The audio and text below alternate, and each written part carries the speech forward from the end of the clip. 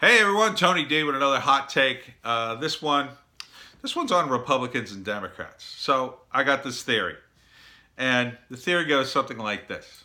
Well, it's more than a theory, and I've talked about it before, but it's that right-wing politics and left-wing politics are also very similar in their ideology as men are to right wing politics, women are to left wing politics.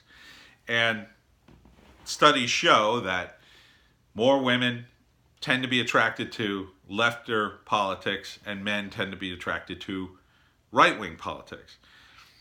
And I think the reason that is because I think men have a very sort of direct way of dealing with things because they're, uh, you know, aggressive. We're aggressive. When you talk about two men in an argument, there's always a chance, however small, of violence. And that directness sort of leads to definitive choices, and it leads to sort of an evolution of, well, you got to be responsible for your own consequences and not look to anybody else for help, because at the end of the day, you might be in that fight by yourself. And that's kind of what all men learn at the sort of very basic level. We all learn that when we're young, right? You don't want, you're in the schoolyard and you get into a fight. You don't want somebody to bail you out, really, even if you suck at fighting. You want to hold your own. Even holding your own is more respectable than having somebody come out and finish the fight for you or being saved by a teacher or a parent. Women tend to learn differently, and that, I think, goes back to evolution, where men evolved to be more aggressive. They were hunters, and they had to directly sort of hunt the animal. Women had to do things indirectly because they were physically, upper body wise, weaker, and they were looking after the young and had to do things indirectly because they had this sort of responsibility back at the home and hearth to make things nice. And so their power comes from is sort of this indirect power, and it involves nurturing and trying to make everybody happy. And that's a valid strategy, whatever you want to call it. But now that's sort of been translated into politics, right? So women didn't really get into politics seriously until, say, like the 70s and 80s is when it starts, right?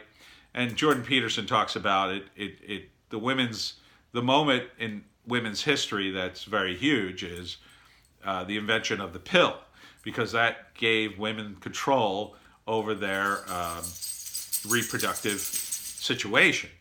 So that really happens in the 70s, and then you get into the 80s and 90s, and now we have more and more women in the political realm, and they tend to skew Democrat more so than Republican because that ideology is more appealing.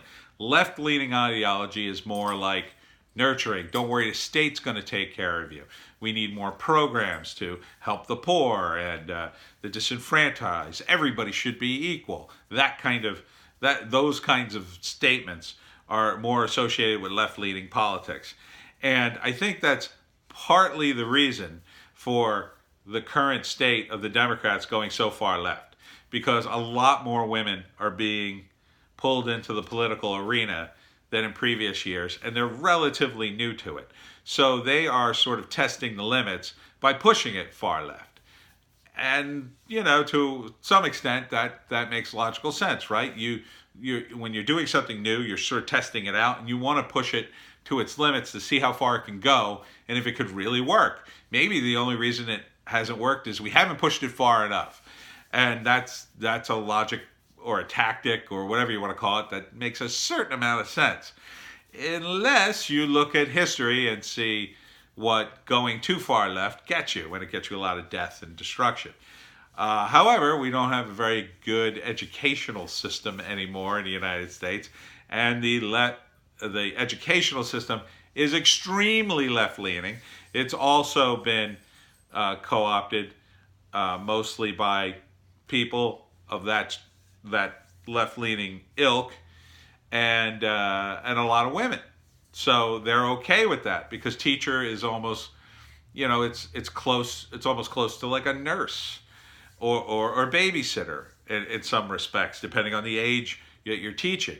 So, and I saw that too when I was doing a little teaching. I was a substitute teacher, and I would see that like there were mostly women in the faculty, and they were all kind of like housewives teaching your kids.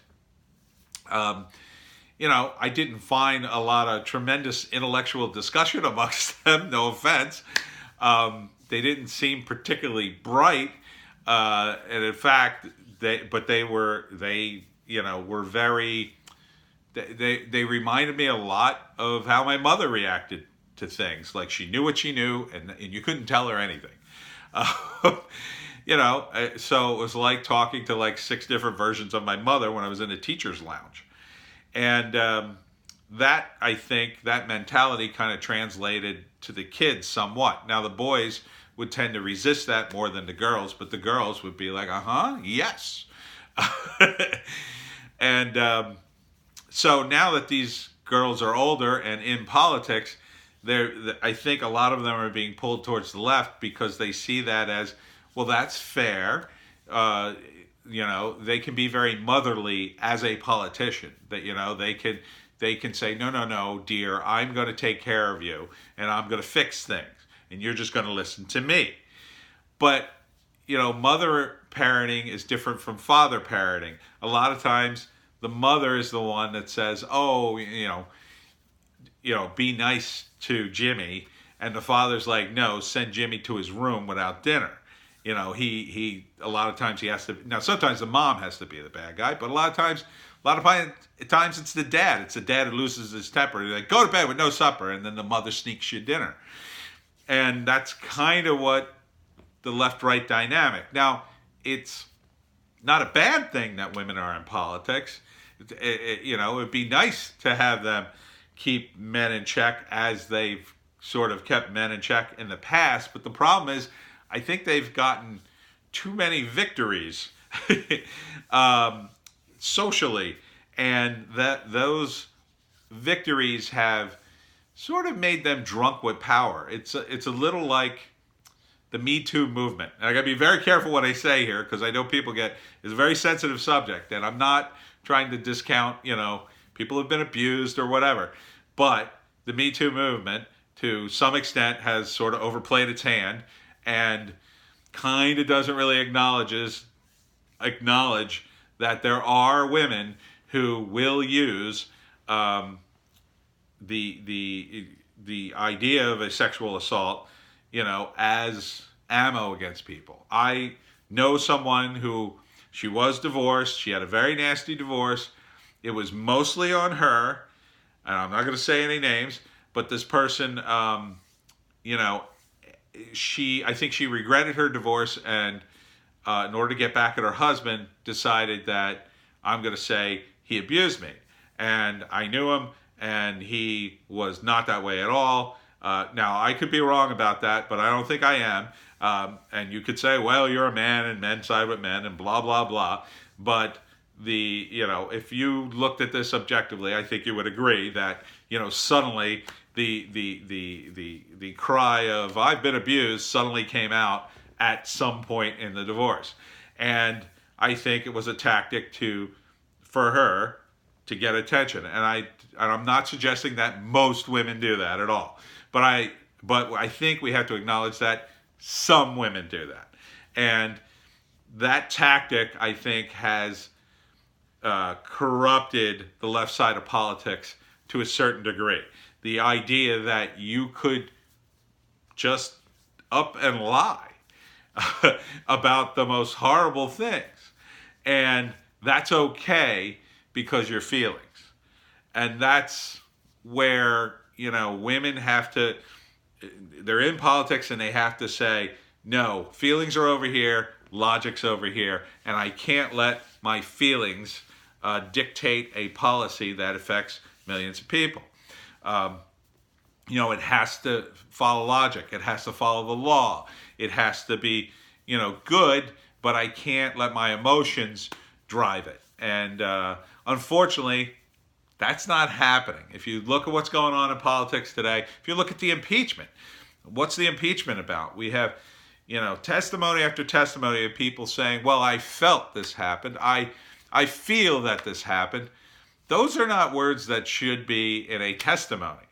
Back in the 70s when they were trying Nixon, if you had gotten up and said, well, I felt that the president wasn't really a good guy, they would have said, well, that's irrelevant, sir. Please, keep your testimony to discernible facts or whatever. They would have chastised you for that. Now it's like, okay, because we're in this endless news cycle of constant clickbait, and it's okay because that makes a great soundbite. Oh, I felt that the president was raping me with his eyes. That kind of stuff. No one said that. I just made that up. But you get what I'm saying. So I think, ladies, you really need to get together and say, are we going to run things like this? Is this the best way to run things with our feelings? How has that worked out for you in the past? Yes, you can get your way by throwing a tantrum or, using passive-aggressive techniques. You can get your way. But how does that work in the long run? A lot of times it doesn't work out very well. Because if you constantly work people using passive-aggressive means, you wear them down after a while. And they become resentful. And then they turn that back on you. So it's not a good idea to do this kind of thing. You have to be honorable, and you have to look towards, even though, yes, men have run things for a long time, they've learned things. And you have to look at them and take what they did well and do that. And say, well, look at George Washington. He was an honorable man who could have gotten all this power, but he wouldn't take the power. He wouldn't take, the crown. They offered him the crown of America, and he said no. I mean, that's a guy who led by example. And you should look at that example and say, I need to emulate that. Not because he's a man or a woman, that doesn't matter, but because he was honorable, because he did well, because he was the most popular president that ever lived, the first guy. And, if you can aspire to George Washington, anyone can aspire to George Washington or try to, that is a positive role model. And if men are truly equal to women, it doesn't matter that George Washington's a man and you want to aspire to be like him. I mean, you're not going to be exactly like him if you're a woman, but, if you're going to be a president, you should aspire to be Washington.